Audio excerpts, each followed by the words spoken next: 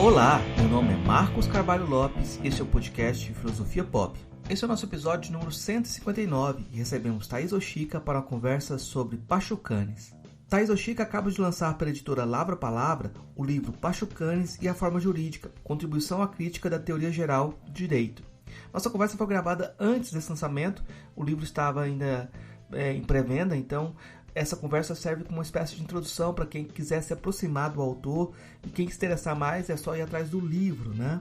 O Filosofia Pop é um podcast que aborda a filosofia como parte da cultura. A cada 15 dias, sempre às segundas-feiras, a gente vai estar aqui para continuar essa conversa com vocês. Intercalando com nossos episódios normais, de quando em quando vamos apresentar entrevistas de temáticas especiais, como é o caso da entrevista de hoje sobre filosofia do direito, que faz parte de uma série sobre esse tema. Eu queria avisar para o pessoal que acompanha o podcast que a gente deve dar uma parada agora no mês de julho e voltar logo no mês de agosto, é uma pausa rápida. Você pode encontrar mais textos e informações no site filosofiapop.com.br e acompanhar a gente nas redes sociais. A gente tem página no Facebook, perfil no Instagram, no Twitter e canal no YouTube. Nosso e-mail é contato@filosofiapop.com.br. Se você gosta do conteúdo e quiser ajudar, dar uma força pra gente, é só assinar a nossa campanha de financiamento coletivo no Catarse. O endereço é catarse.me/filosofia_pop. A contribuição mínima que pedimos é de R$5 mensais. Se você não pode contribuir, dê aquela força pra gente, divulgando os episódios, compartilhando com os amigos, faça parte desse diálogo. Vamos então para nossa conversa com Thaís Oshika sobre Pachucanes.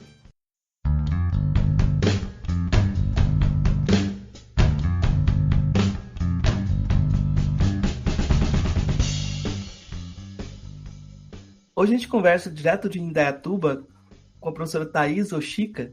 Ela é doutoranda e mestre em Filosofia e Teoria Geral do Direito pela Faculdade de Direito da USP, bacharel em Direito pela Pontífica Universidade Católica de Campinas, integrante do grupo de pesquisa A Crítica do Direito e a Subjetividade Jurídica. A nossa conversa hoje é sobre Pachucanes, autor em que a professora Thaís tem uma obra recente, foi tema da dissertação de mestrado dela, e o livro dela está para sair, e a gente vai adiantar então essa conversa trazendo Pachucanes como tema desse podcast. Eu vou começar perguntando então, quem foi Pachucanes? Bom, muito obrigada, professor Marcos, pelo convite. Boa tarde a todos e todas, ou boa noite, bom dia, dependendo do horário que você está ouvindo esse podcast. Pachucanes, ele foi um teórico brilhante e imprescindível à crítica marxista do direito e, além, né, de um jurista e filósofo, ele também foi um grande militante e muito importante para a própria Revolução de Outubro de 1917.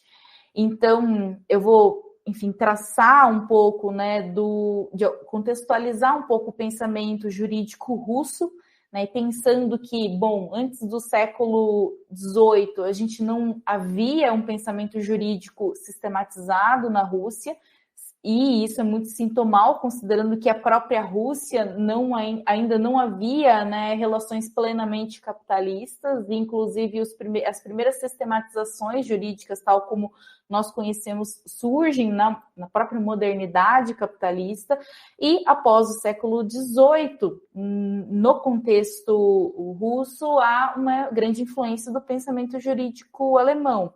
E aqui a gente vai ter a escola histórica alemã, a influência da pandectícia alemã, né? Ou seja, com todo um resgate do direito romano, que vai ter aporte tanto em Savigny como em Jelinek, principalmente em temas relacionados ao direito público subjetivo, que o próprio Pachucanes debate, né? O Pachucanes, ele debate com esses autores, toda essa tradição teórica pregressa, circunscrita dentro dos quadrantes do juspositivismo, seja esse juspositivismo mais estrito que nós conhecemos de Kelsen, como do próprio juspositivismo mais eclético, que vem ali, né, da escola histórica mesmo. E em 1905 nós temos aí uma grande ruptura, né? Uma grande ruptura no sentido de que há uma tentativa de revolução e vem como um grande vendaval, junto com uma série de crises que vinham sendo gestadas ali dentro da formação social russa devido às guerras russo-japonesas. Então, a partir de 1905, se traduz para o russo uma série de autores que ainda não haviam sido trazidos, né, para o lado oriental, né, do mundo, que é justamente parte da escola sociológica francesa. Então, aqui a gente vai ter o Digui e o Oriol sendo traduzidos, e que certamente portavam uma certa tendência, né, antinormativista, né, e abriam espaço, então, para uma certa compreensão sociológica acerca do fenômeno jurídico. E em 1917, a gente já está dado o cenário, né? Ou seja, você tem a Revolução de Outubro, em 1917, e o cenário é uma completa ausência de uma teoria marxista sistematizada do direito. O que havia, né, no contexto eram obras clássicas do próprio Marx, do Engels e do Lenin. Entretanto, nenhum deles se dedicou a uma análise mais sistematizada do pensamento jurídico como um todo, e da natureza da própria filosofia do direito, e somado, né, com uma necessidade de reconstruir as instituições políticas e jurídicas que se colocavam, né, se projetavam, então, como uma tarefa política imediata. Então, o que se havia de referência era justamente o pensamento jurídico burguês, uma influência muito grande da social-democracia alemã, e o que se forma em um primeiro momento é justamente toda uma reestruturação do aparato jurídico e político com base nessas teorias, então, consideradas burguesas, né? Não no sentido de que se referem a todo um conjunto, né, de pensamento que é gestado ali com o próprio capitalismo.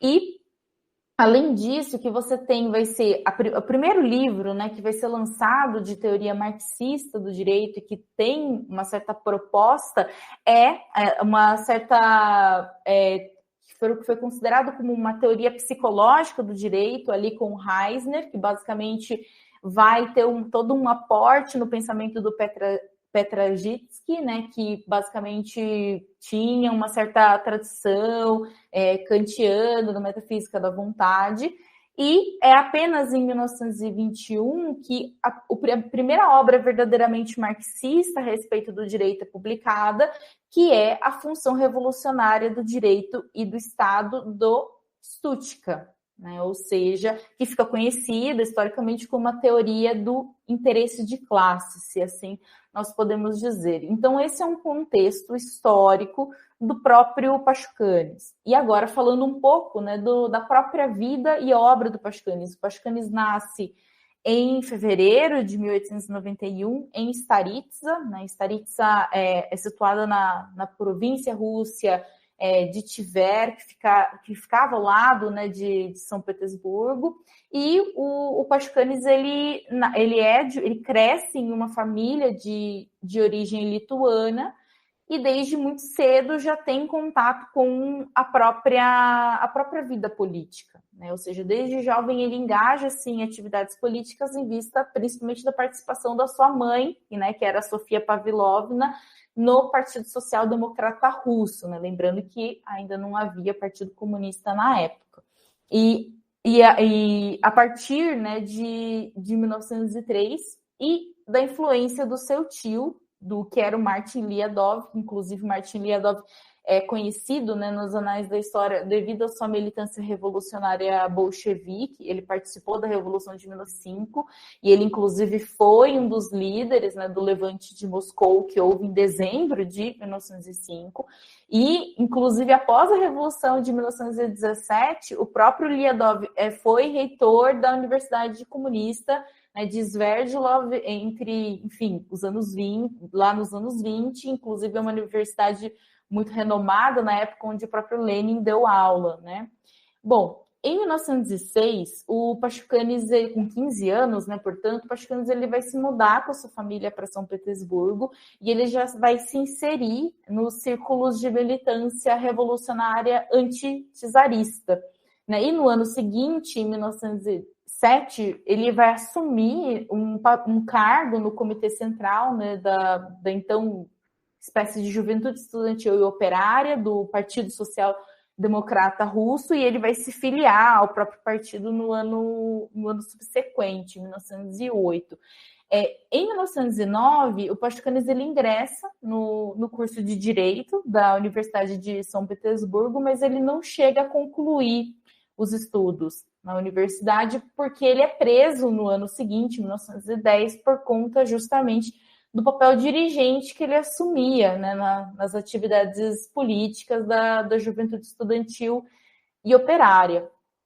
Então, o Pashkuanis é forçado ao exílio. E nesse exílio, ele escolhe a Alemanha, onde ele vai concluir a sua formação em direito. Inclusive, a própria tese de doutoramento do Pashkuanis foi sobre as estatísticas das ilegalidades que eram cometidas, né, contra os trabalhadores na segurança do trabalho.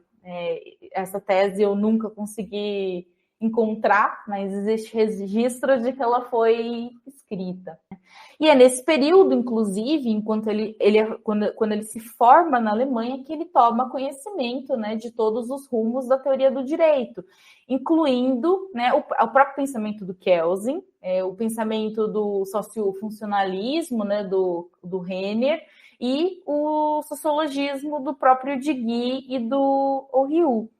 Então, ou seja, todos os debates que o Pashkuanis traz, né, e trava no interior do pensamento marxista, justamente no movimento de ruptura para com uma tradição jurídica pregressa, perpassa aí por uma série de debates com os quais ele vai ter contato direto, principalmente na Alemanha.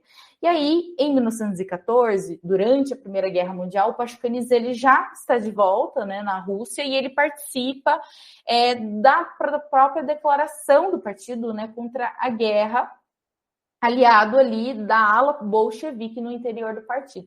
E em 1917, após, né, os eventos que marcaram então a Revolução de Outubro, o Pashkuanis ele é eleito e ele é convocado ao cargo de juiz popular, né, de um dos distritos ali junto ao Comitê Militar Revolucionário. E em 1918, o Pashkuanis então ele filia-se ao Partido Comunista, ele torna-se membro da Academia Socialista de Ciências Sociais, quando ele começa a desenvolver efetivamente os seus trabalhos acadêmicos. Então ele é um autor que vem da militância, né, e depois se insere na academia, e essa Academia Socialista, em 1924, ele passa a ser intitulada como Academia Comunista, né? E essa Academia Comunista reúne em Moscou uma série de intelectuais, né, em diversos campos, né, tanto na área do direito, da filosofia, da economia política, da história, etc. E entre os anos 1920 e 1923, o Pashkuanis assume tarefas no Conselho do Comissariado do Povo para Assuntos Externos. Então, muito da própria carreira do Pashkuanis foi dentro, né, desse campo do próprio direito internacional, né? Até porque ele se torna vice-chefe, né, do Departamento de Direito Econômico dentro desse Conselho do Comissariado do Povo para Assuntos Externos, e depois ele vai trabalhar em Berlim, né, como conselheiro jurídico lá. Inclusive, ele participa até da elaboração do Tratado de Rapallo, né, que é firmada em 1922 e que estabelece plenas relações econômicas entre a União Soviética e a Alemanha. Inclusive, ele vai até dizer que isso representou uma concessão jurídica, ou seja, que seria justamente essas concessões jurídicas que serviriam como tática para a própria viabilização das tarefas e do próprio projeto revolucionário, né?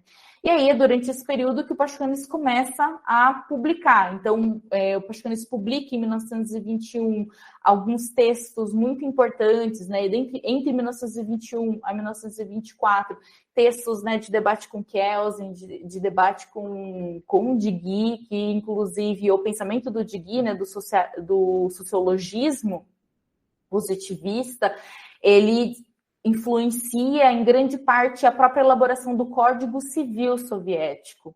E em 1924, Pashkuanis, enfim, está de volta novamente a Moscou, e ele passa a se dedicar inteiramente às atividades acadêmicas, né, então, Academia Comunista, junto ao departamento, a seção, né, de Teoria do Estado e do Direito, que então, à época, era dirigido pelo próprio Stuttgart. E ele publica, em 1924, a sua obra magna, que é Teoria Geral do Direito e Marxismo, e que causa certamente uma grande repercussão, não apenas na União Soviética, tanto é que o livro dele foi adotado, né, como manual dos cursos de direito em torno do país inteiro, mas também no próprio exterior. Então, o livro dele é traduzido para o francês, para o alemão, para o japonês, para o inglês, enfim, servo-croata, inúmeras línguas, e a causa, né, dessa repercussão toda é certamente a transformação que o Pachkanis opera no campo da teoria do direito, a partir dos escritos de maturidade do Marx. E aí a gente conversa sobre isso posteriormente. Bom, em 1925, o Pachkanis ele vai fundar com o Stuttgart revistas acadêmicas, uma revista acadêmica famosa chamada Revolução do Direito, e, na sequência, ele publica diversos artigos e textos importantes, como uma coletânea em homenagem ao Lenin. Ele vai publicar alguns artigos sobre a teoria marxista do direito e a construção do socialismo. Tem também alguns artigos voltados para os próprios problemas, né, da transição, como a regulação econômica e jurídica de 1929. E em 1928, o Pachkanis integra, então, o Instituto, né, de Direito Soviético da Associação Russa, que é justamente faz parte ali dos institutos de pesquisa científica em ciências sociais. Então, o Pachkanis ele se envolve em uma série de atividades acadêmicas e começa, então, a se dedicar. No entanto, né, o que nós temos em 1929 é justamente um momento que a gente chama de grande virada, né, que na verdade se trata de uma transformação da linha do partido, que na verdade só explicita contradições que já vinham sendo gestadas ao longo, né, da década anterior e impacta diretamente o posicionamento teórico-político de Pachkanis. Isso porque o próprio planejamento da transição, então, com a grande virada, passava a pressupor um desenvolvimento acelerado, né, das próprias condições de produção e um próprio desenvolvimento das bases tecnológicas. E isso, necessariamente, estava alinhado a um fortalecimento do Estado e a expansão da própria legalidade jurídica, e não o seu desaparecimento, né? Como defendia, então, a teoria do Pachkanis, era justamente pelo gradual desaparecimento da forma jurídica. E isso vai configurar, né, esse ponto decisivo de transformação radical do pensamento do Pachkanis, que então começa a empreender uma série aí de autocríticas, com consequente, então, abandono das suas posições teóricas. Então, é possível a gente sustentar que existe efetivamente por assim dizer, corte epistemológico no pensamento do Pachkanis, em que você tem efetivamente uma ruptura entre um primeiro momento, marcado, então, dos anos de 1921 a 1929, e um segundo momento, ou seja, a partir de 1930, 1931, a gente já não identifica, ou seja, a mesma problemática que anteriormente orientava a produção intelectual e teórica do Pachkanis. Bom, e a partir de 1929, o Pachkanis ele continua a ascender na carreira, né? Então, diferentemente do Stuttgart, que vai perder o prestígio no interior do partido, e inclusive acaba falecendo, né, de causas naturais pouco tempo depois, em 1932, o Pachkanis ele vai assumir definitivamente uma posição de principal representante do pensamento jurídico soviético. E, no entanto, né, então Pachkanis, nesse período, ele publica certamente diversos ensaios e artigos. Então ele vai publicar a Teoria Marxista do Estado do Direito, um curso sobre direito econômico soviético, que já faz parte, né, de um outro momento de produção teórica, certamente ali inserido em todo um contexto de pressão do próprio governo, né, stalinista. E, em 1936, o Pachkanis é nomeado, né, o cargo de vice-comissário de justiça na gestão do Nikolai Krylenko.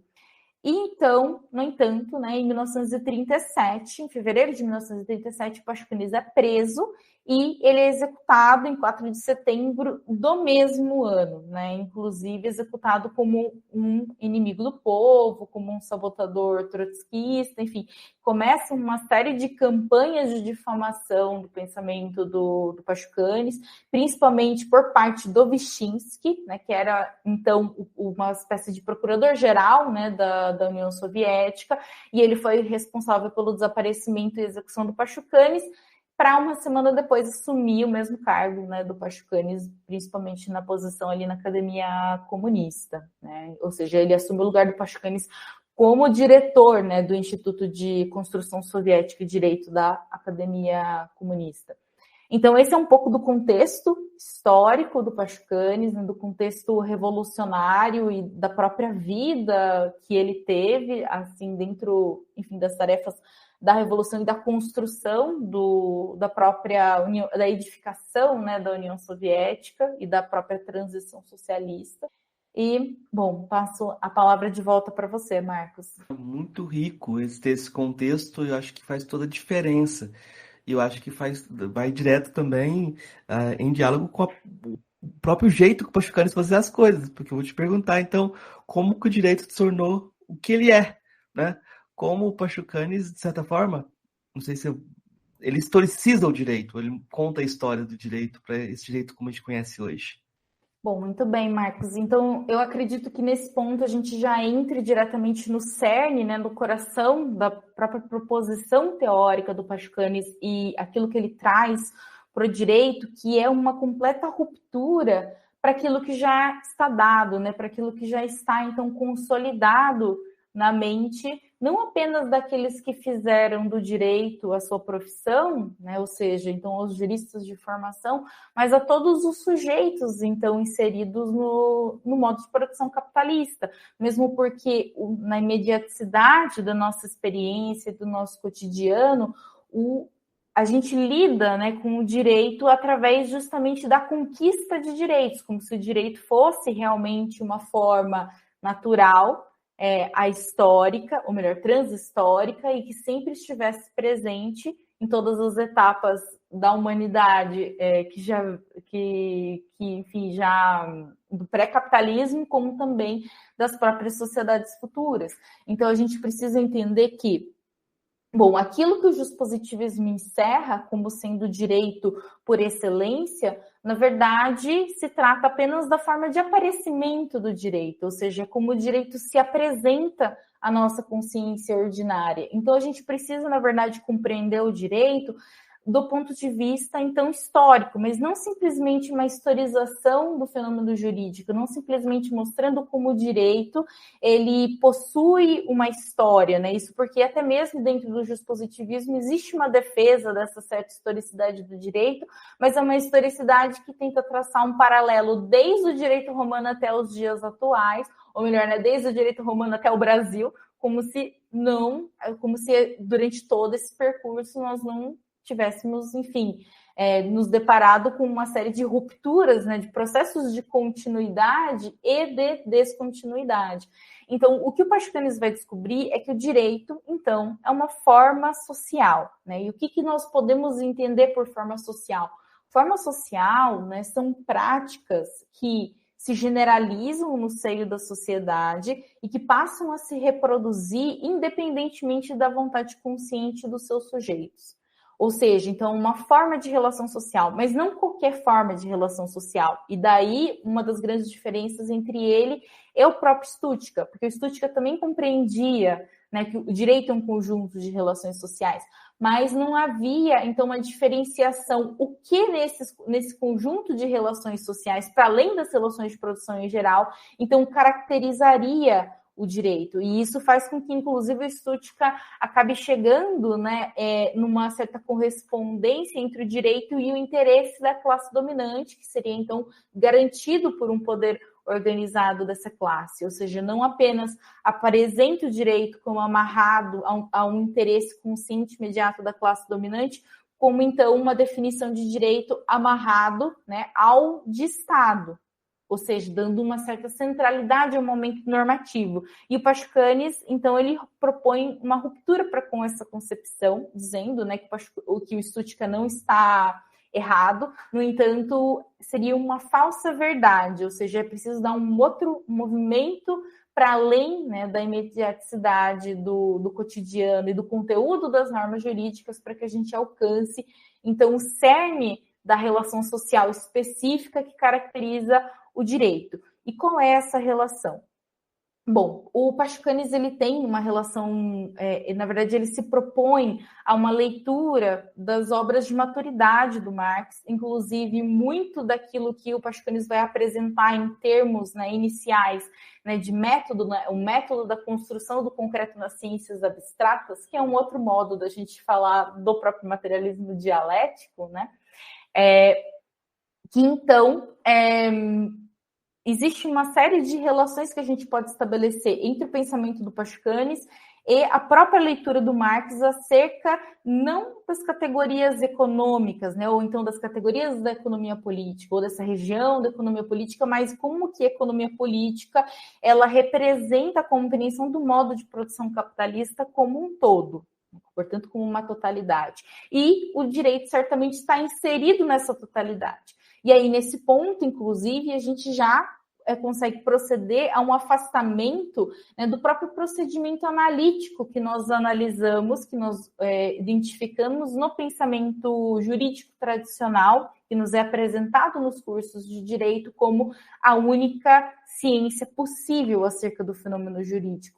Ou seja, não é recortando o direito e analisando ele como um campo separado das demais esferas da vida social que vai nos revelar como o direito se constitui, até porque você desnaturaliza a partir do momento que você tira, então, o direito do conjunto de relações sociais que o determinam, você desnaturaliza a própria compreensão do fenômeno jurídico que beira, né, ali na ruptura, fica no limiar em relação ao próprio idealismo de compreensão, né, acerca do fenômeno jurídico. Então, a gente precisa olhar para aquilo que, no modo de produção capitalista, vai ser a relação social mais simples que vai determinar o todo, né? Ou seja, a relação mais simples no sentido de que é suficientemente simples para ser assimilado pelo pensamento, tanto é que o próprio Marx inicia a análise do modo de produção capitalista pela mercadoria, mas que, ao mesmo tempo, é suficientemente determinado para explicar não apenas o ponto de partida, mas justamente, né, todos os momentos, então, que vão determinar essa totalidade. Então, no caso, o próprio Marx inicia a análise pela mercadoria, porque é na mercadoria que se encontra a contradição primeira, a partir do qual o próprio capitalismo se desenvolve, né, o fato da mercadoria, então, possuir um duplo caráter. E por que fazer na verdade, não se trata de um retrocesso, mas de uma reconstrução, né, de alguns momentos importantes do Marx, principalmente do Capital, para que a gente possa, então, fazer essa ponte com o direito, até porque o desenvolvimento da compreensão daquilo que a gente pode chamar de forma jurídica, ele necessariamente perpassa, né, ou melhor, é derivado da própria compreensão acerca das especificidades da própria mercadoria. Então, quando nós olhamos, né, para a mercadoria, o que o Marx nos apresenta? Bom, a mercadoria é, ao mesmo tempo, um valor de uso e um valor de troca. Ou seja, um valor de uso no sentido de que a mercadoria é um corpo que tem uma utilidade que satisfaz as necessidades, né, tanto do corpo como do espírito, ou seja, no sentido de que o próprio capitalismo cria as necessidades, né, de uso, e ao mesmo tempo é um valor de troca que possui uma determinidade quantitativa. Mas o valor de troca, na verdade, as mercadorias elas possuem valores de troca e elas só adquirem uma fixidez, né, no momento, então, em que a gente identifica aquilo que é de comum entre todos esses valores de troca. Lembrando que aquilo que é de comum não é o idêntico, mas justamente aquilo que vai unificar as diferenças, né, em uma forma comum, que no caso é a forma do valor. Então, nós temos um movimento, né, no capitalismo no qual a gente tem uma separação entre os produtores diretos dos seus meios de produção e no qual toda a produção social ela é privada. Ou seja, em um contexto histórico no qual, né, toda a produção é privada, a única forma dessa produção se encontrar, ou seja, desses sujeitos da produção se encontrarem, é justamente a partir desse momento da troca. E é nesse ato da troca que a gente vai ter aquilo que o Marx vai apontar no fetichismo, no capítulo do fetichismo da mercadoria, ou seja, esse processo de inversão real por meio do qual, né, existem determinações abstratas que suplantam as determinações concretas, no qual, né, uma universalidade abstrata substitui uma universalidade concreta de coisas e de pessoas, né, no sentido de que, então, duas coisas concretamente distintas, elas são abstraídas no processo da troca para que você alcance, então, uma substância social comum, que seria o próprio trabalho abstrato. E por que fazer todo esse movimento?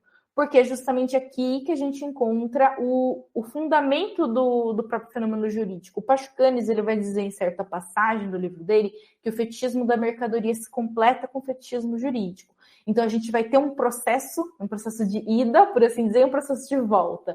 Um processo de ida no sentido de que a gente vai ter um movimento de materialização das relações de produção, isso que, em outras traduções do marxismo, a gente poderia chamar de reificação. Né, objetivação, portanto, das relações sociais nas mercadorias. E essas coisas, né, uma vez dotadas de propriedade social, elas passam a se comportar e elas passam a ter uma existência como se elas fossem externas a nós e não produto das nossas próprias relações sociais. E qual que é o movimento de volta?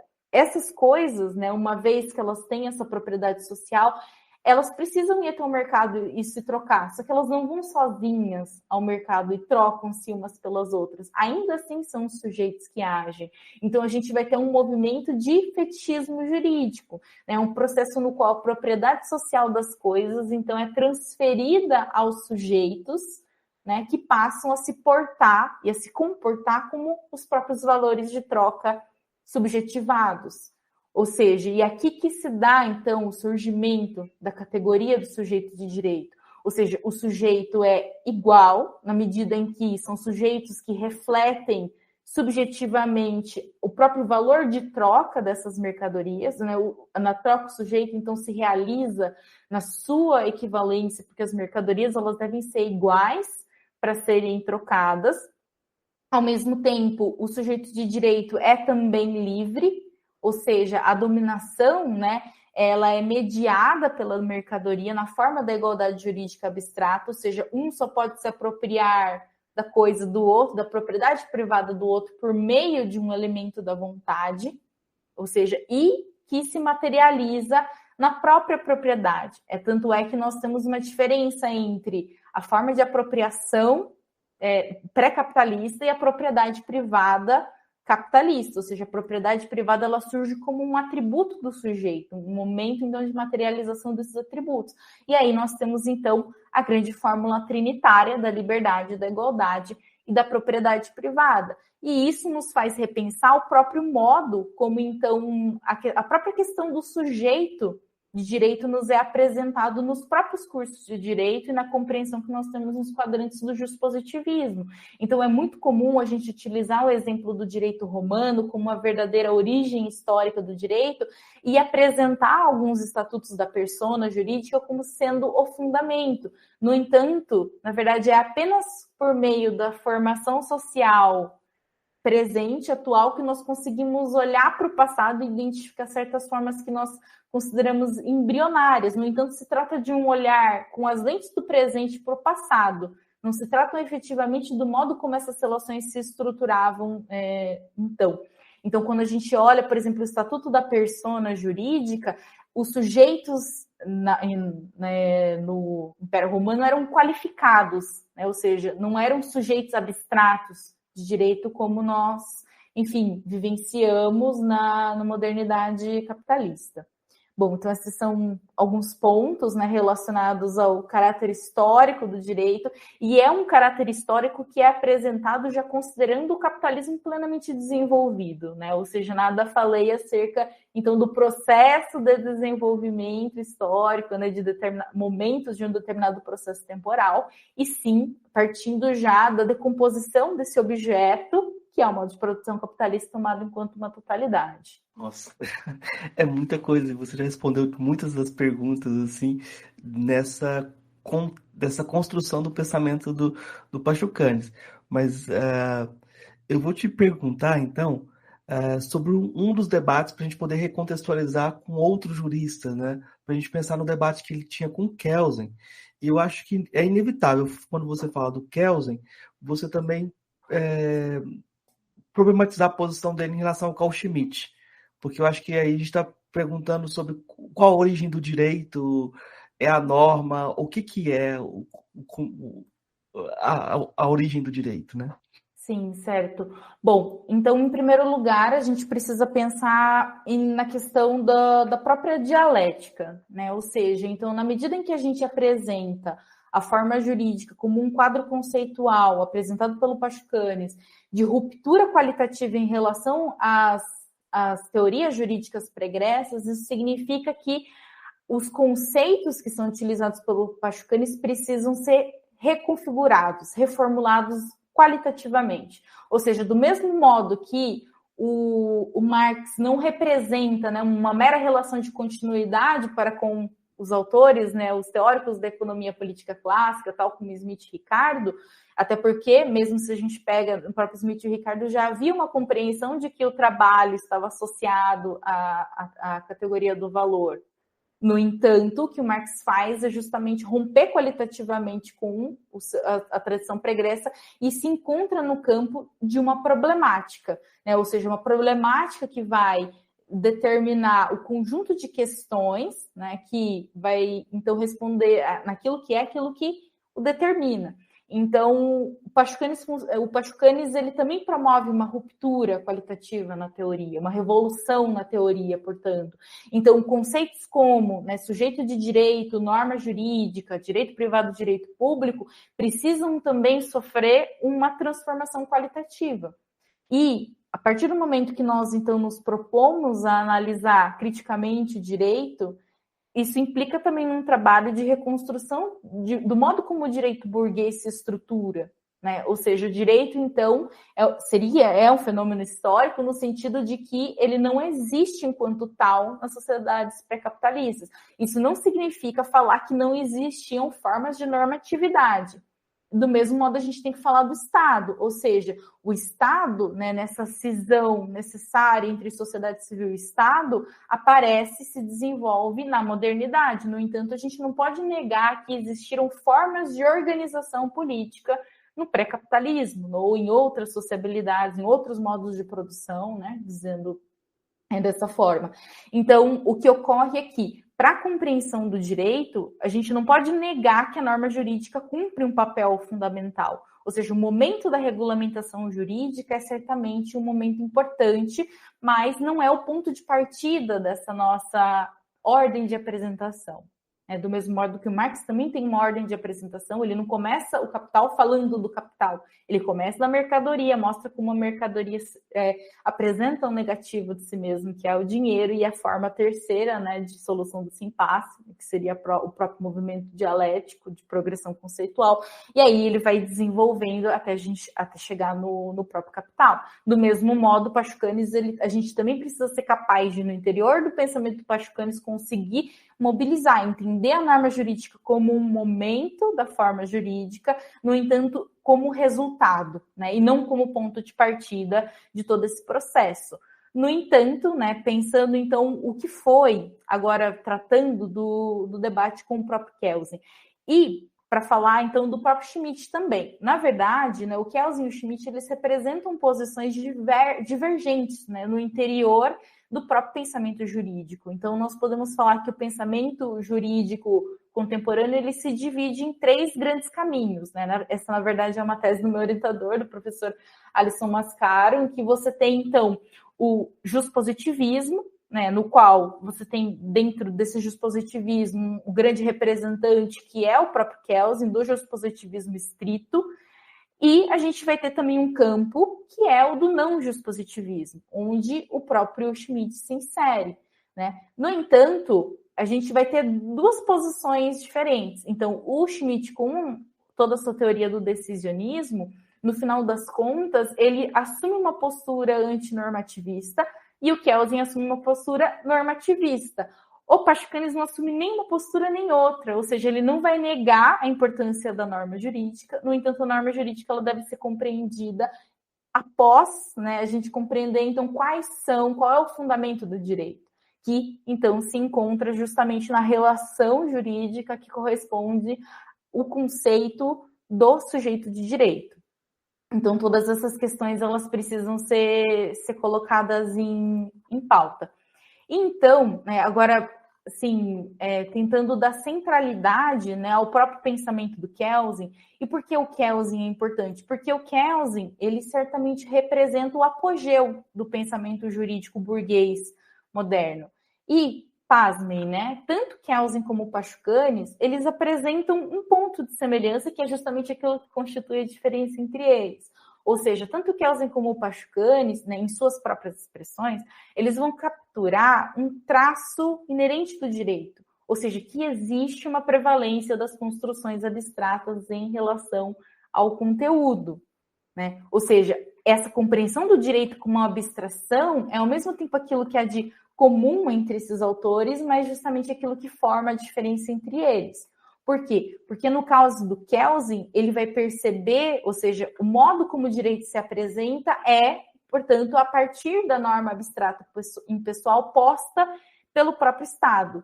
No entanto, o Kelsen vai perceber isso como a própria necessidade natural, né? Como se fosse, então, como se o direito fosse efetivamente esse fenômeno neutro, né? E que, portanto, poderia ser trabalhado enquanto tal. Já o Pachucanes, ele vai apontar que o direito, enquanto uma abstração, ele não é uma abstração meramente do sujeito cognoscente, né? Do sujeito do conhecimento que, então, identifica propriedades comuns em todas as normas. Mas, na verdade, a abstração que o Pachucanes identifica é uma abstração real. Ou seja, existe efetivamente essa inversão real no modo de produção capitalista que faz com que, tal como a mercadoria, o próprio direito se estruture a partir dessa mesma igualdade abstrata. Ele assuma, ele tenha uma existência abstrata, né? Então, eu acho que vale a pena também retomar algumas questões, né? Principalmente desse debate com Kelsen, que eu acho que é bem interessante. Porque, no final das contas, a finalidade do Kelsen na teoria pura do direito. E eu cito a teoria pura do direito porque o Kelsen, na verdade, desenvolve a teoria pura do direito desde o início do século passado, né? Apesar da versão definitiva ter sido publicada ali em 1960. E, basicamente, o que ele queria era apresentar, né, uma ciência jurídica à altura de uma genuína ciência do espírito. Ou seja, que ele conseguisse efetivamente depurar ali todos os elementos estranhos, né, e apresentassem uma compreensão neutra e objetiva do fenômeno jurídico, que seria purificada de toda a ideologia política no sentido vulgar, né, não no sentido marxista, assim, e de todos os elementos da própria ciência natural, ou seja, uma teoria jurídica, então, livrada aí de toda a metafísica, e que tudo isso fosse organizado a partir de um princípio metodológico fundamental que pressupõe, então, a existência de um poder político que coloca a norma. Tanto é que, ou seja, que põe, né, que positiva a norma. Ou seja, então, o Kelsen, ele tenta desenvolver uma teoria, uma ciência jurídica que fosse ao mesmo tempo universal, autônoma e necessária a partir de uma ordem escalonada, né, no qual a norma superior, enfim, você tem ali norma superior que determina a norma inferior até a gente chegar, então, na tal da norma fundamental. No entanto, a gente precisa pensar que o próprio Kelsen, ele só consegue desenvolver essa teoria não apenas porque o direito se torna abstração, mas a própria ideia, né, de você ter, então, a existência de um ordenamento jurídico pressupõe o quê? Que as normas sejam, de algum modo, positiváveis, ou seja, pressupõe, então, que você tenha um poder político mais ou menos centralizado, capaz, efetivamente, de positivar a norma. Então, nesse sentido, o Kelsen, ele só consegue desenvolver a teoria pura do direito, e, portanto, eterno e imutável, em um contexto histórico muito determinado. Então, eu acho que essas questões são interessantes para a gente introduzir todo o debate, né, entre Kelsen e Pachucanes, para além de um senso comum falando, o direito não começa com a norma, ele começa da relação, para a gente olhar mesmo do ponto de vista metodológico, ou seja, para a gente olhar, inclusive, as próprias insuficiências da teoria jurídica tradicional de dar conta de uma série de impasses que não são impasses meramente teóricos, mas impasses que efetivamente existem e estruturam a nossa sociabilidade. Marcos, muito obrigada. Eu vou te perguntar, então, sobre a relação entre privado e público, como o Pachucanes lida com essas dimensões. Sim. Bom, para tratar da questão do privado e o público, o direito privado e o direito público, eles derivam de um problema que é o problema do próprio direito objetivo e direito subjetivo, né? E, na verdade, se tratam, né, de temas que são considerados dentro da teoria jurídica tradicional como as grandes dicotomias do direito, ou seja, lá na teoria geral do direito, na disciplina de teoria geral do direito, e a gente já precisa problematizar o próprio nome dessa disciplina, ou seja, que não é possível falar em teoria geral, portanto, né, apenas de teoria do direito da modernidade capitalista, né? E então a gente precisa pensar em como que essas contradições elas são apresentadas como as grandes dicotomias do direito, ou seja, tanto a relação entre o direito objetivo e direito subjetivo, como a relação entre direito público e direito privado. No entanto, e essas são lidadas como grandes pedras no meio do caminho, tanto é que as doutrinas jurídicas, elas sempre procuram suprimir a contradição, seja subordinando um dos termos ao outro. No caso dos quadrantes do positivismo, o direito subjetivo é subordinado ao direito objetivo, ou seja, no sentido de que, então, o direito subjetivo é subordinado à própria norma jurídica, e no caso do direito público, essa classificação é dada como uma classificação meramente escolástica, é como se fosse uma classificação meramente doutrinária. No entanto, né, apesar das tentativas de superação, certamente essas grandes dicotomias continuam sendo uma das grandes pedras no meio do caminho de toda a teoria jurídica. Inclusive, não apenas não se consegue superar essa distinção, como muitas vezes ela é simplesmente dada como uma distinção que pode simplesmente ser abandonada e se apresenta uma classificação e outra classificação. Mas a existência de diversas classificações demonstram justamente a insuficiência e a dificuldade de conceituar e de entender que, né, esse duplo caráter do direito, ele na verdade parte da cisão existente entre sociedade civil e Estado. Ou seja, ao fato de que você tem efetivamente uma separação, que inclusive constitui a própria relação da modernidade do capitalismo como um todo, entre o interesse econômico egoísta e a vontade política, né? Ou seja, o próprio interesse público. Então, na verdade, o que o Pachucanes demonstra é que, bom, no caso do direito privado e do direito público, que você tem uma relação de órbita entre esses dois termos, né? No sentido de que o direito público, ele sempre apresenta uma dificuldade de que, empiricamente, é impossível a gente separar os interesses econômicos egoístas dos interesses gerais do todo político. Ou seja, né, no entanto, é no direito privado que a gente vai encontrar a existência do direito numa relação de maior proximidade, correspondência à sua abstração.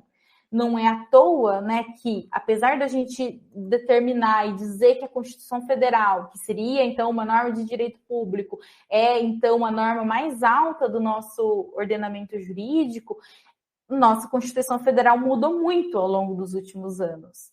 Não só isso, e não é também tão absurdo, né, você chegar para alguém e falar que a Constituição Federal pode deixar de existir amanhã. Inclusive, a gente está na berlinda, né? Ou seja, existe essa possibilidade latente, efetivamente. Não apenas isso, diversos outros ramos, né, do direito considerados como direito público, inclusive aqueles que estabelecem os próprios direitos sociais, a gente não se espanta com a própria possibilidade do seu desaparecimento.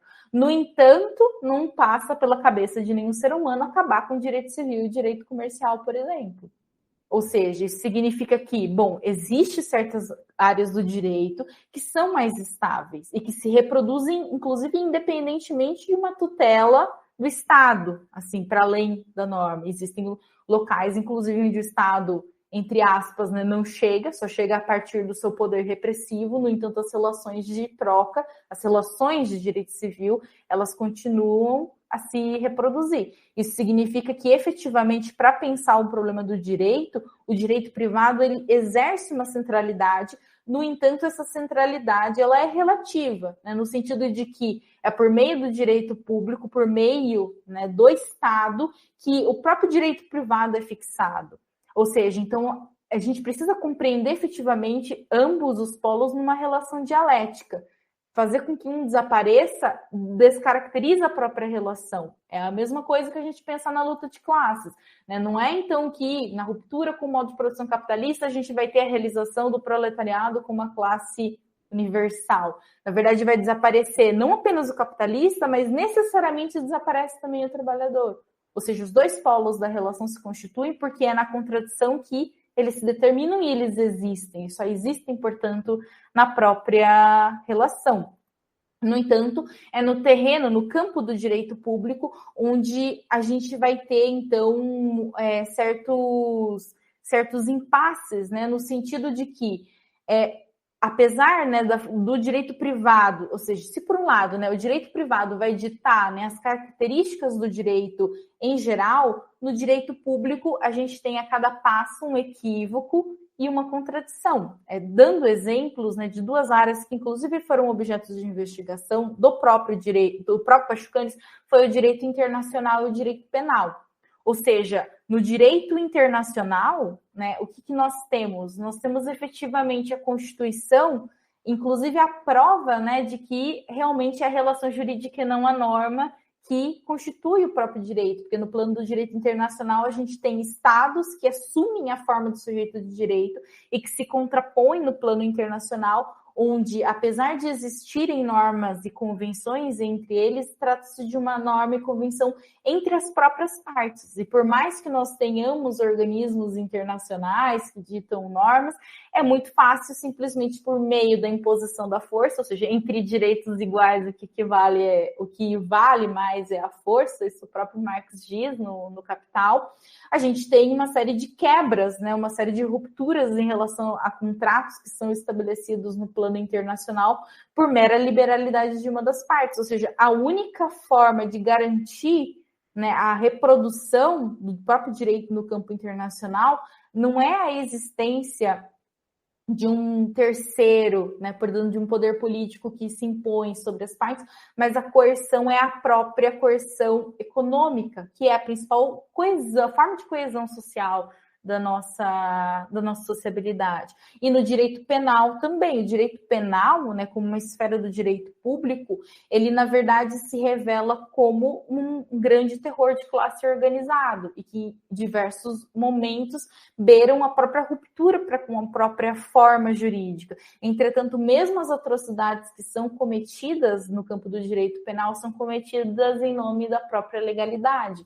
E, inclusive, né, o fato do capitalismo tornar todos nós potencialmente sujeitos de direito, ele não nos torna necessariamente proprietários, que é a única condição de exercício dessa liberdade no interior desse sistema. É por isso que muitos sujeitos só vão encontrar a sua existência jurídica nessa esfera mais violenta da nossa sociabilidade, que é o direito penal, que é uma prova cabal de que a sociedade não consegue lidar com suas próprias contradições, né, encarcera uma grande parte da população.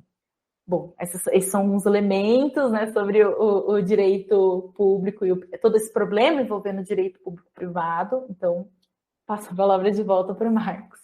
Não, fantástico. Eu estou fascinada com o uso de algumas palavras, como fetichização, né, o misticismo, né? Quando você traz essas palavras para o âmbito do direito, você começa a ver como há uma entrada nesse apropriação dessa dimensão mística pelo próprio agente do direito, né? E, de certa forma, você lê um autor, você traz um autor que te tira seu poder, ele tira seu tapete de certa forma, assim, Porque você não pode, a partir do Pachucanes, pensar uma reforma, um direito marxista, né? Como é que você vê essa dimensão dentro da faculdade de Direito? Porque é quase uma quebra do ídolo, né? Sim, exatamente. E, inclusive, eu diria que o Pachucanes salvou, né? Na verdade, porque no direito a gente se depara com diversas ilusões que depois são perdidas, então são as famosas ilusões perdidas, né? E, na verdade, assim, pensando principalmente qual que é a nossa tarefa, né, revolucionária em termos do direito. Bom, a partir do momento que você descobre que o direito é necessariamente capitalista, quais são os instrumentos possíveis, então, de luta? Porque essa já é uma questão que não vem do Pachucanes, vem de antes dele, inclusive o próprio Marx, na crítica do programa de Gotha, já traça uma crítica à social-democracia alemã, traça uma crítica ao próprio reformismo como horizonte revolucionário, e o próprio Engels, junto com Kautsky, antes, né, de se tornar um renegado Kautsky, ele escreve o socialismo jurídico, justamente para debater contra a social-democracia alemã também, justamente nessas questões relacionadas a qual é a natureza das conquistas jurídicas, posto que jurídica, né? E aí, falando um termo do Bernard Edelman, que foi um grande pachucaniano, e que tem um livro chamado A Legalização da Classe Operária, publicado pela Boitempo também, e que ele vai falar assim, posto que são um poder sobre o capital. Ou seja, então, nesse livro, o Edelman vai demonstrar como que, por exemplo, movimentos de massa são completamente aniquilados na medida em que eles são incorporados e reconhecidos juridicamente. Então, no caso da própria greve, né, a greve surge como um movimento espontâneo de massas. No entanto, a partir do momento em que ele é incorporado e ele é reconhecido legalmente, aí nós temos limites. Você pode fazer greve, mas tem que avisar o seu patrão antes. Você pode fazer greve, mas existe um limite entre aquilo que é legal e aquilo que é ilegal, né? Ou seja, você pode fazer greve, mas, enfim, existem uma série de restrições jurídicas que fazem com que justamente as massas tenham que se aniquilar enquanto massas, na medida em que elas precisam ser reconhecidas no terreno jurídico. É a mesma coisa que a gente vê com as demandas trabalhistas, né? No final das contas, por mais que você tenha esteja inserindo um movimento de massa em uma demanda trabalhista, você precisa ser representado individualmente na medida em que você precisa pleitear um direito trabalhista perante um tribunal. Ou seja, toda aquela mobilização, né, de luta se esvai na morosidade dos tribunais, se esvai no contato indireto que você tem com o próprio processo judicial, porque o processo judicial ele somente é alcançado através do advogado. Ou seja, não existe um contato direto das massas com esse processo. E aí esse distanciamento faz com que o próprio caráter de massa se esvaia. Não apenas isso, né? O próprio Marx, quando ele vai, né, tá tratando no capítulo, agora eu não vou me lembrar exatamente o número do capítulo, mas sobre a jornada de trabalho. Então, o Marx demonstra como que você tem um movimento, né, de massas, movimento de trabalhadores que se insurgem contra, então, as regras, né, até então, as regras abusivas das próprias condições insalubres de trabalho e conseguem conquistas jurídicas. No entanto, qual que é a resposta do capital do outro lado? A resposta é justamente uma aceleração do revolucionamento dos próprios meios de produção, ou seja, um aumento da tecnologia que faz com que esse trabalhador se torne inútil para esse processo.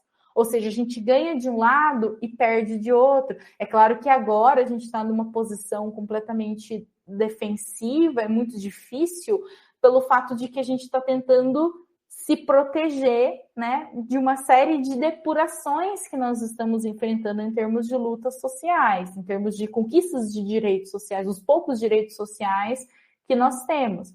Evidentemente, a conquista de direitos melhora pontualmente a fração de classe, né, que está sendo contemplada por aquele direito social. No entanto, isso não avança em termos de emancipação da classe trabalhadora como um todo. No entanto, a gente precisa pensar que ter essa compreensão a partir de Pachucanes, a partir da crítica do direito, não significa perder as esperanças na luta e se colocar numa posição nihilista, falando, então agora eu simplesmente vou sentar e ver o parquinho pegar fogo. Na verdade, não, né? A gente continua lutando, mas aí o nosso horizonte se expande, porque aí o nosso horizonte não é apenas para a conquista de direitos, ou seja, o nosso limite não vai ser a conquista de direitos, o nosso limite vai ser um horizonte revolucionário, ainda que hoje a gente precise lutar pelos direitos, né? Então, essa é mais ou menos uma resposta que eu teria para dar, que não é exatamente uma resposta, né? Na verdade, é um conjunto de questões com as quais a gente se defronta todos os dias. Bom, Marcos, mais uma vez, obrigada pelo convite. Não, eu tô explorando ainda. Agora a gente está confabulando aqui. Eu estava pensando, quando você estava falando, na diferença de contexto, e eu acho isso importante. Quando a gente pensa no contexto daquele momento da União Soviética, você tinha uma passagem ali de uma sociedade semi-feudal para uma outra construção, né? E eu fico pensando como essa condição talvez possibilitou o Pachucanes visualizar as potencialidades daquilo que estava se construindo em termos jurídicos. Porque eu estou pensando no contraponto do Luiz Gama, que aqui no Brasil usava o direito liberal contra os liberais, né? E o Bruno, que fez a organização das obras completas, eu entrevistei ele, o Bruno Rodrigues de Lima, e ele comenta que o Luiz Gama nunca quis ser um doutor, porque ele não queria pertencer a essa classe, né? Uhum. E aí essa posição do Luiz Gama, utilizando o direito liberal contra o próprio direito, porque não havia o reconhecimento da humanidade dos negros, havia escravidão, etc, etc. Eu fico pensando até que ponto que essa condição pode ter sobrevivido na nossa normatização. Até que ponto que essa contradição pode ser recontextualizada, né, e sobrevive outras possibilidades de enfrentamento.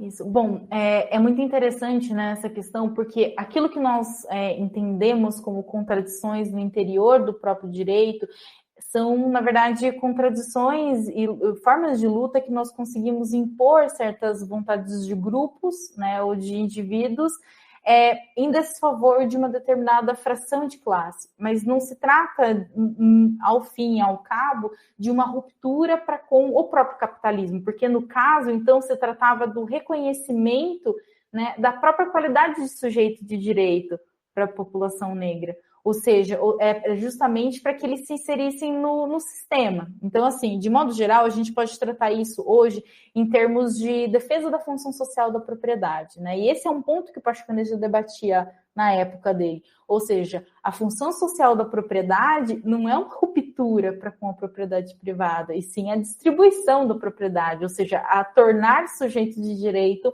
um número maior de pessoas. No limite, ou seja, isso, na verdade, te joga em uma outra condição de escravidão. Claro que é uma escravidão mediada pelo ato de vontade, mas apesar, né, desse ato de vontade que é externalizado na forma do contrato, no limite você não tem efetivamente uma escolha, né, entre, então amanhã eu vou simplesmente acordar e eu não vou trabalhar. Tudo bem, você pode não trabalhar, mas aí você não vai ter as condições para garantir, enfim, a reprodução das suas condições materiais de existência. Ou seja, então, existem limites para aquilo que, dentro do campo do direito, nós conseguimos conquistar. Certamente, devido à própria forma de estruturação do próprio campo político, né, no qual você tem uma autonomia relativa entre o Estado e a economia, o campo do econômico e o campo do Estado, efetivamente você tem a possibilidade de ter certas frações das próprias classes populares dentro do próprio aparelho estatal.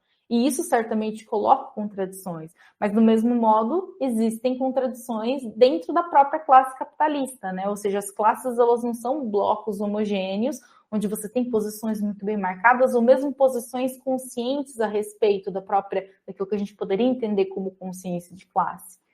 Enfim, e hoje, né, para a atualidade, a gente teria até problemas em pensar como é que a gente trata as próprias representações da classe trabalhadora acerca da sua própria condição, na medida em que hoje muitos se reconhecem como empresários de si mesmo, né, e que, portanto, se distanciam da própria classe trabalhadora.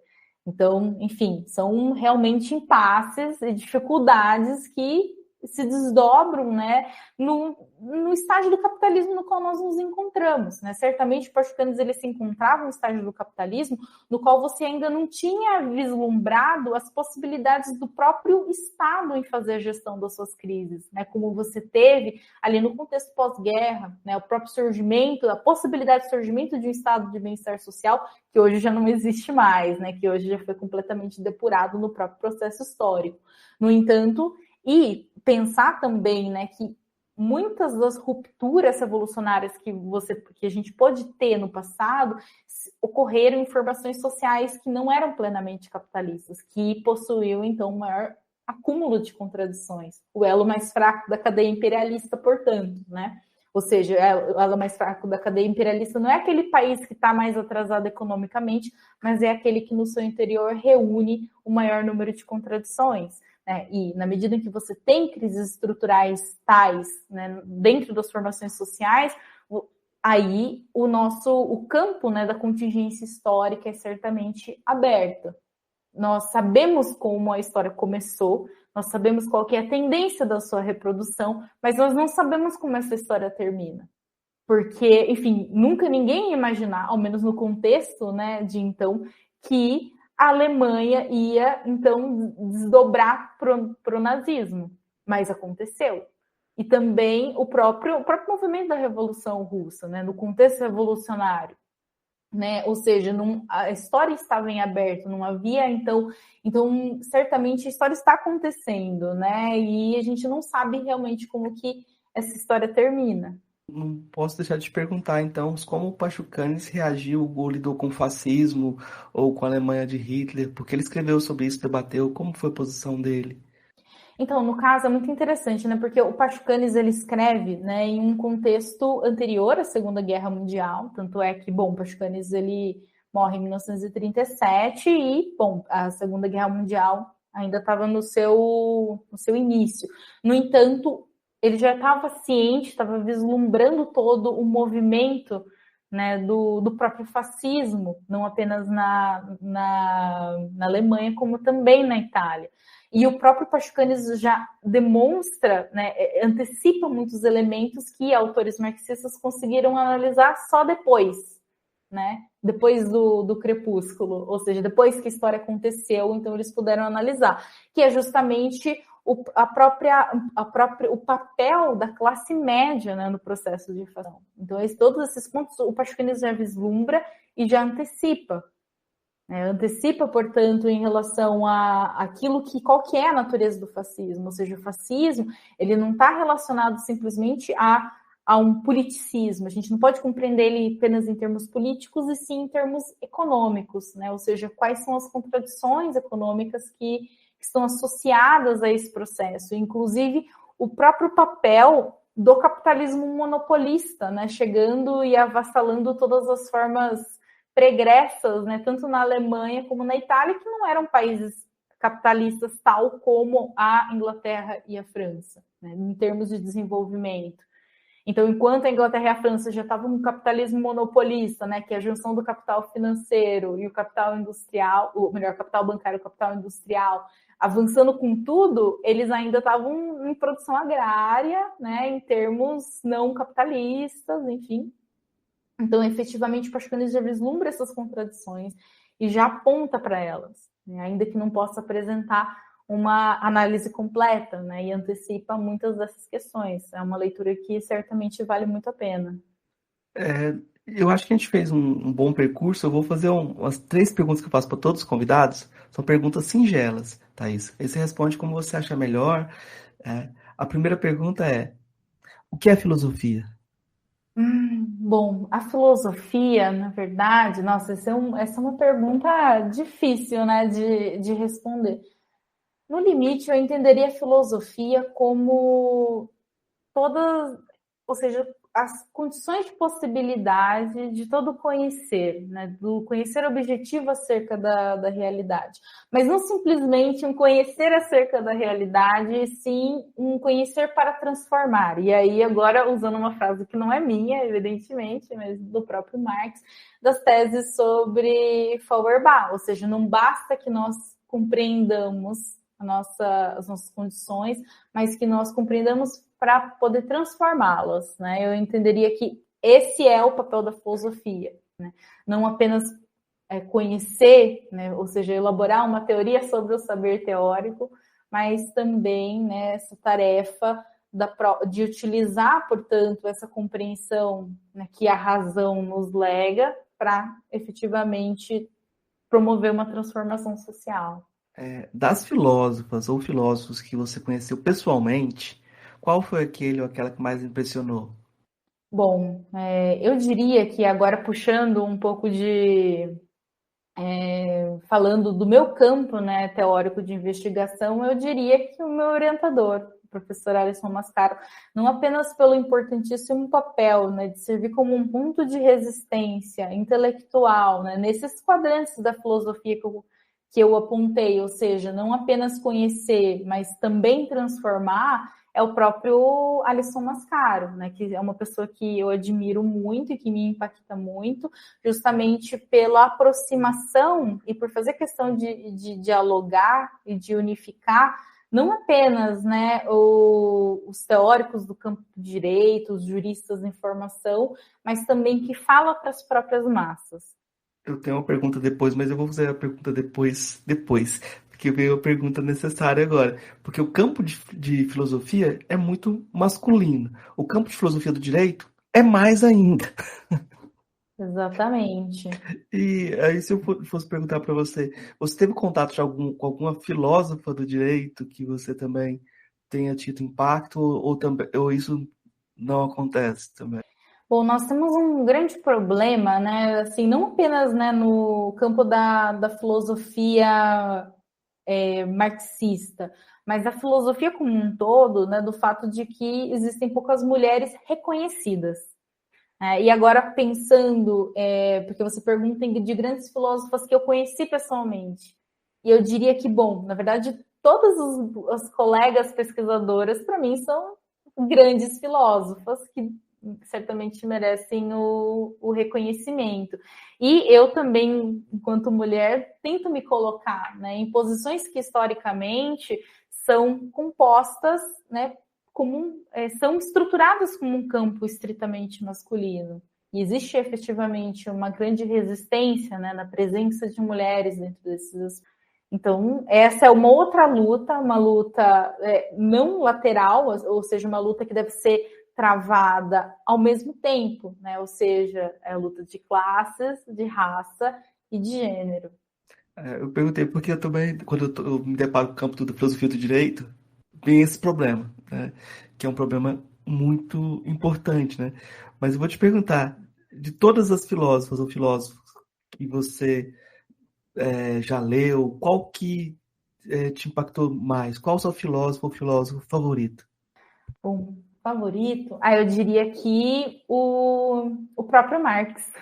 O próprio Marx, e reconhecendo o Marx como alguém do campo da filosofia, né? Que esse é um debate também extenso, principalmente o que ele representa em termos de ciência, né? Em termos de compreensão científica acerca do nosso tempo. Então, eu diria certamente que é o próprio Marx. Apesar de que agora, no doutorado, eu estou estudando um pouco do Hegel, um pouco não, bastante do Hegel, e conflitos internos, mas ainda me reconheço enquanto marxista. O Marx se reconhece enquanto hegeliano. Eu tô brincando, porque a gente vai sempre puxando os fios, né? E acaba caindo no Hegel, ele é um maldito. É verdade. Todos os caminhos acabam, de certo modo. Ele Mas foi o último dos filósofos sistemáticos, não tem como a gente fugir muito, né?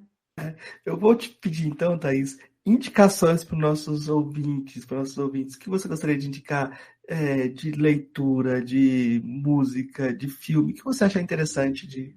Bom, muito bem. Então, eu vou indicar algumas obras, né? Não apenas a obra Teoria Geral do Direito e Marxismo, que é do próprio Pachucanes, mas eu vou indicar também o meu próprio livro, que está no Prelo. Na verdade, já está disponível para pré-venda na editora Lavra Palavra. Então, é Pachucanes e a Forma Jurídica, Contribuição à Crítica da Teoria Geral do Direito.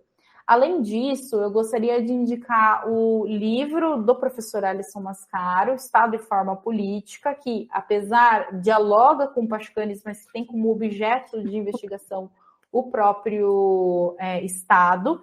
E também eu gostaria de ressaltar a importância de uma obra, né, do pensamento brasileiro de um professor da Unicamp, que, enfim, já se aposentou, mas o Márcio Pilherinho Naves, que tem um livro importantíssimo chamado Marxismo e Direito, um estudo sobre Pachucanes, que certamente é um trabalho pioneiro em termos dos pensamentos da tradição pachucaniana no Brasil, né? Ele que trouxe efetivamente Pachucanes para o Brasil, então é muito importante ressaltar a obra dele. E de autores, né, internacionais que falam que têm obras sobre Pachucanes, eu indico do próprio Bernard Edelman, que é um livro chamado Direito Captado pela Fotografia. E nesse ponto nós somos muito felizes, né, em termos de leituras sofisticadas a respeito do Pachucanes, porque os melhores livros de comentários do Pachucanes são brasileiros.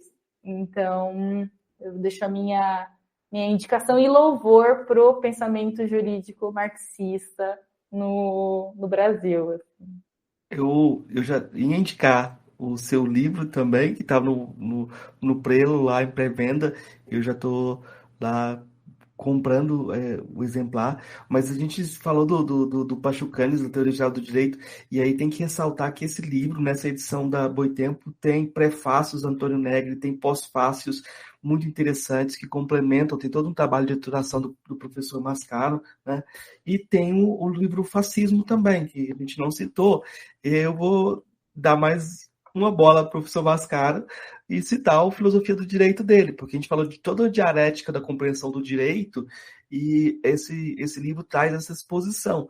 E eu acho que a gente tem que ressaltar a construção de um espaço público de debate sobre a filosofia do direito marxista e crítica no Brasil, que está sendo feito também. A presença de intelectuais públicos que estão dentro desse debate e dessa tradição que você se referiu, né? Eu acho que é uma coisa muito importante que cada vez mais está se normalizando, né? Isso é muito bom. Professora Thaís, muito obrigado pelo diálogo. E eu queria então deixar o espaço aberto para você dar seu recado final. Assim, não o recado final, o recado final dessa conversa. Uhum. Porque senão você se nega, não. Imagina. E Obrigada, Marcos. deixar suas considerações, divulgar o que você quiser divulgar também, se tem alguma coisa. É isso. Muito obrigada, Marcos. Bom, em primeiro lugar, eu gostaria de deixar registrado, né, que foi um prazer enorme estar aqui nesse espaço, foi um prazer enorme conversar com o professor Marcos, ressaltar a importância não apenas dos espaços públicos de debate, né, do pensamento pachucaniano e da teoria marxista, de modo geral, mas ressaltar a importância da universidade pública, né? Eu acho que essa é uma questão importantíssima, porque eu, enfim, fiz o meu mestrado e atualmente doutorado em uma universidade pública certamente muito importante, né, para a própria história do Brasil, e que só aqui que eu conseguiria desenvolver essa pesquisa, né? Ou seja, somente a universidade pública pode me propiciar, né, a possibilidade de eu trabalhar a crítica marxista, que, de certo modo, ou melhor, de todo modo, é subversivo e é revolucionário, e inclusive tem um projeto até de acabar com as universidades tal como elas estão constituídas, né? Bom, então, ressaltando aqui a importância da universidade pública e deixar mais uma vez meus agradecimentos e fazer uma última propaganda do meu livro. Então, pessoal, lá na editora Lavra Palavra, o livro está em pré-venda. No início de junho, vou começar aí uma série de palestras, né, e de lançamentos presenciais também. Mas, então, fiquem à vontade. O título do livro é Pachucanes e a Forma Jurídica, Contribuição à Crítica da Teoria Geral do Direito, que foi um livro revisado, né? Eu defendi o meu mestrado no ano passado, faz mais de um ano, então eu passei o último ano efetivamente revisando o trabalho, então está muito bom. Obrigada, Marcos. Obrigado a você, Thaís. Foi ótimo.